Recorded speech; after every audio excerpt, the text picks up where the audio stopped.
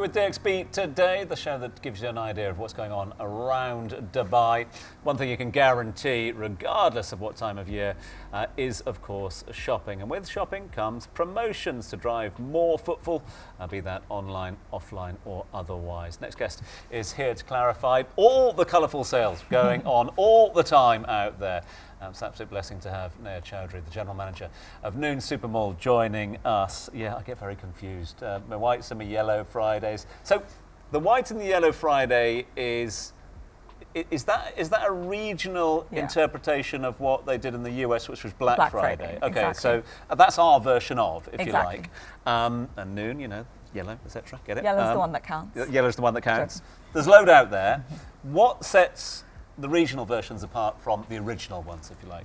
Yeah, I think originally in the US, Black Friday kind of started off as a sale event post-Thanksgiving. It was Thanksgiving's on Thursday, Friday's where everyone goes to shop, and we've used that date in the region. Now, while we've just used the date, the experience is very different over here. We know there's a lot of tourists at this time, the merchandising, the deals, the way we market is very localized over here. And I think someone was saying previously, but the experience of it on online platforms now is what matters more than just the pricing, et cetera, et cetera. So that's how we've managed to localize it over here. Nice.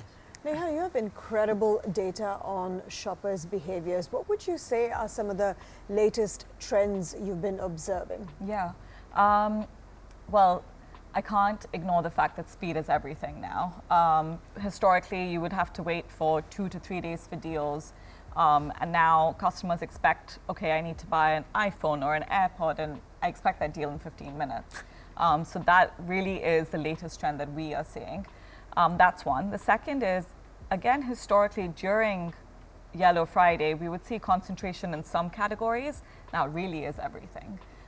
If you bucket the consumers, you have someone who's coming for your big ticket items, which is like your furniture, your electronics, your appliances. Then you have someone who's coming to stock up your groceries, your dishwashing liquid, all of that stuff. You have people coming in for now seasonal trends, so you'll actually see Christmas trees, Christmas ornaments. Everyone, you know, 1st of December is when everyone wants to put their tree up, so Christmas stuff. And then finally people are coming on the site and they're stumbling on a good deal.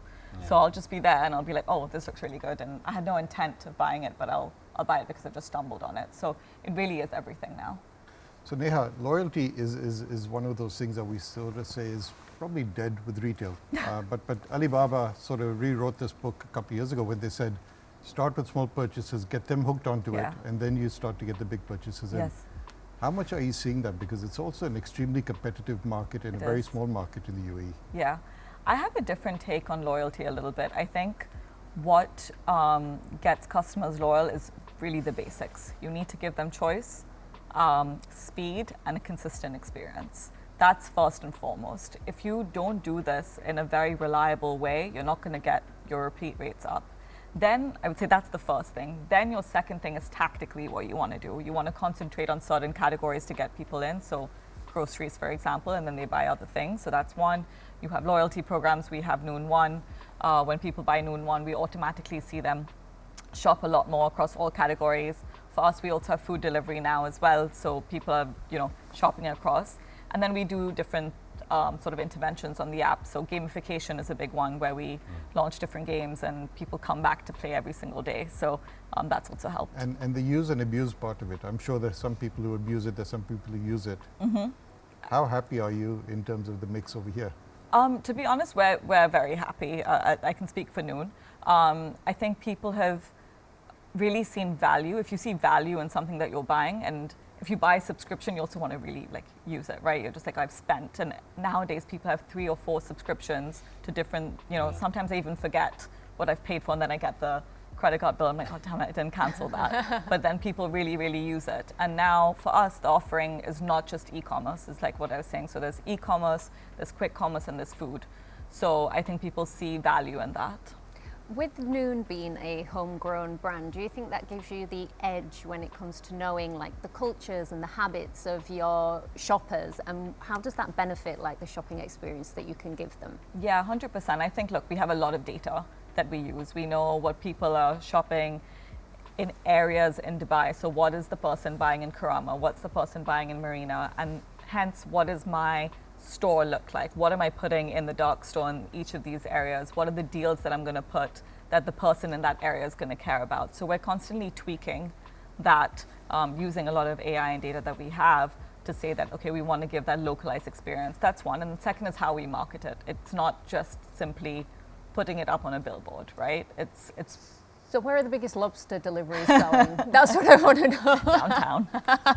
Yeah, your neck of the woods, yeah. Neha, besides the big discounts, how would you say Noon is building trust and long-term relationships with their customers? Yeah, I think trust is a big sort of issue in general in e-commerce, right? It's like, do I trust this? If I'm buying a product, is it real? I mean, I still to this day get my mom messaging me saying, I'm buying this perfume, is it real? Like, I get this on a weekly basis.